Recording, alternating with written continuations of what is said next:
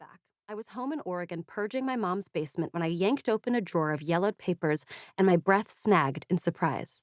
There, with their delicate black commas for feet and green whirling dervish stems, were my grandmother's dancing carrots. My grandmother made a point of telling me the carrot's origin story whenever I visited. My grandmother, this is my dad's mom, was a 20-something Jew in Warsaw when Hitler invaded Poland. By the time she was my age, she'd lost relatives to mass graves, narrowly avoided concentration camps, and been forced to labor in Soviet coal mines. She ended the war in a displaced persons camp in Austria, where, though she was an economist with no children of her own and no artistic inclination that I know of, she started teaching art to the kids. Once, as a special occasion, she helped them organize a dance show, scrimping paper to make costumes, which had to be cheery but politically innocuous. She rejected apples, red could suggest Soviet sympathies, and birds, which could evoke bombers, in favor of carrots, which still got her interrogated by some overzealous official. She ended up at Illinois, where she worked long hours selling suitcases at a small shop in Chicago and spent her days off at the Art Institute collecting postcards of impressionist paintings she kept in old shoeboxes. In her 80s, after she retired, she picked up painting. One of her most treasured pieces was a watercolor she'd made of 3 skipping carrots that hung above her kitchen table until she died. I'd forgotten all about those carrots, but now their prancing feet kicked loose a jumble of memories. Afternoons with my grandmother sketching still lifes, our shared love for Syrah, a time when life felt limitless.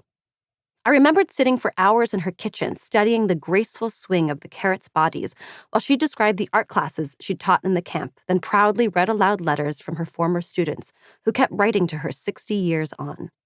I never thought to ask her why she'd felt a pull toward art. The way she held forth on the carrots didn't leave room for questions. Art simply wasn't optional or a luxury, but a necessary part of life. I felt a sharp stab of regret that I didn't know the feeling.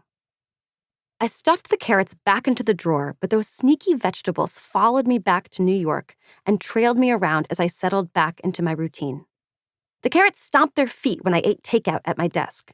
They crossed their arms when I texted from the toilet while listening to podcasts at 2 times speed. Their wagging orange heads insisted that something was missing, that my life was dull, dull, dull compared to what I'd once imagined it could be.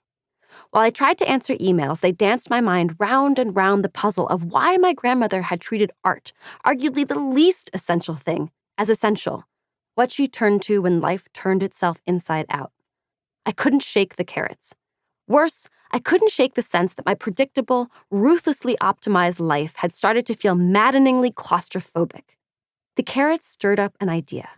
What if art could stop the walls from closing in? Moderation has never been my strong point, and once I got the itch for art, I cannonballed in. I thought art might inject beauty into my blah routine, wash away from the soul the dust of everyday life, as Picasso supposedly said it could.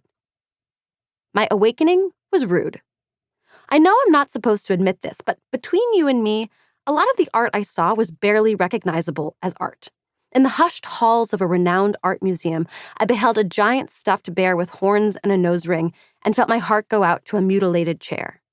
I spent a particularly disorienting evening at Bridget Donahue, a Lower East Side gallery my detective work had revealed to be the womb for all things cool. At the gallery's opening, I squeezed past neckbeards and ironic tube socks to squint at a plasticky black seagull dangling ankle height on a string. Alcohol helps, volunteered a guy next to me. It didn't.